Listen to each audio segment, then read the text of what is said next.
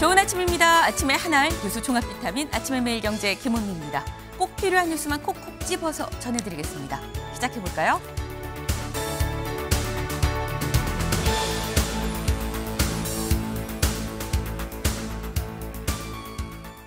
네, 매일경제 일면입니다. 서울, 경기 활개친 KT 소액결제 해킹이었다라는 거죠. KT 소액결제 처음에 얘기가 나왔었던 건 금천, 광명 등지에서 발견이 됐다, 소규모로 발생을 했다라고 했었는데 알고 보니까 여기 볼까요? 부재, 서초, 동작, 관악, 일산도 다 털렸더라. 사실상 이 얘기인즉슨 수도권 전역이 다 털렸다는 얘기 아니겠느냐라는 얘기가 나옵니다. 여기 좀 밑줄을 좀 같이 볼까요? 네. 황 의원에 따르면 여기서 말하는 황 의원은 황정아 민주당 의원을 얘기를 하는 거죠. 황정아 민주당 의원에 따르면 KT가 피해 시작 시점으로 지목한 지난달 5일부터 8일까지 서울 동작, 관악, 영등포 일대에서 15명이 26차례에 걸쳐서 있었고요. 그리고 이 8일과 주말을 건너뛴 11일, 8일, 11일에는 서초구에서 3명 6차례에 걸쳐서 또 피해를 받고요.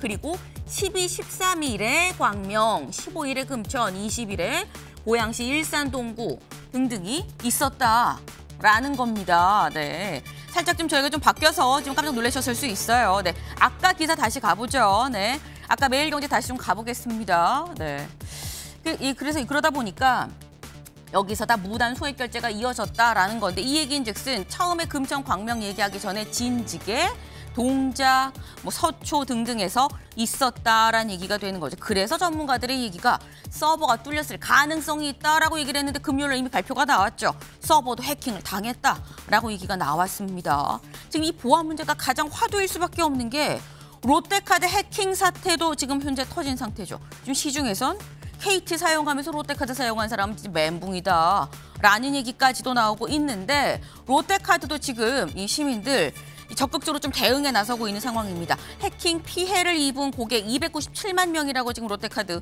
쪽에서 얘기를 하고 있죠. 근데 이 중에 3,400여 명은 현재 집단 소송을 준비를 벌써 하고 있다라고 하네요. 네, 소송 인원도 금액도 천정부지로 좀 올라가지 않겠나라는 생각을 좀 해봅니다.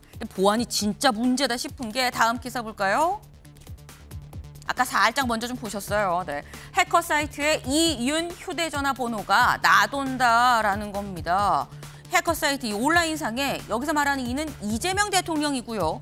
윤은 윤석열 전 대통령의 휴대전화 번호가 해킹돼서 그냥 그대로 다 둥둥 떠 있다라는 거죠. 여기를 좀 볼까요? 그리고 이 전화번호뿐만이 아니라 이 대통령의 실제 이메일은 물론이고 비밀번호로 추정되는 문자와 숫자의 12개 조합도 같이 드러나 있다라는 겁니다. 보통 일이 아니다라는 생각이 들 수밖에 없습니다. 다음 기사를 좀 같이 볼까요? 국민일보입니다.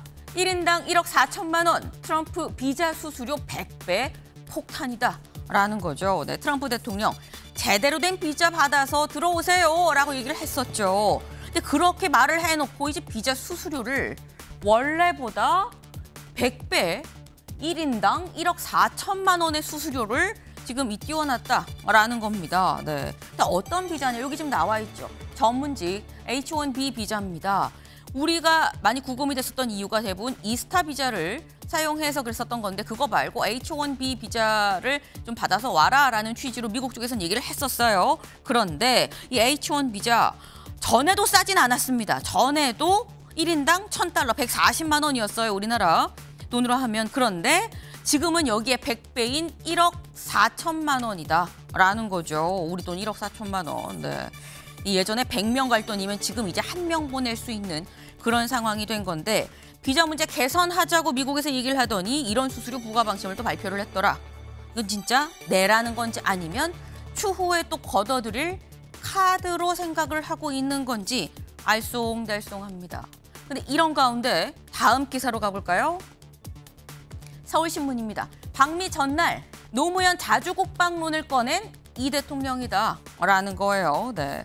이재명 대통령 오늘 이 유엔 총회에 참석하기 위해서 오늘 미국으로 가는 이 비행기를 탑니다. 그런데 미국에 가기 하루 전인 어제 이렇게 얘기를 했다라는 거죠. 여기 볼까요?